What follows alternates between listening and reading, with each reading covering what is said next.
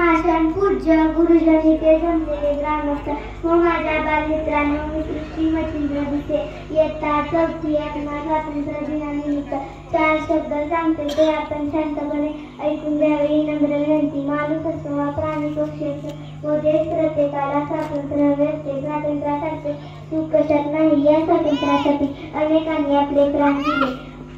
प्रत्येकाचे मार्ग जरी वेगवेगळे असले तरी प्रत्येकाचे ध्येय एकच होते, ते म्हणजे स्वातंत्र्य.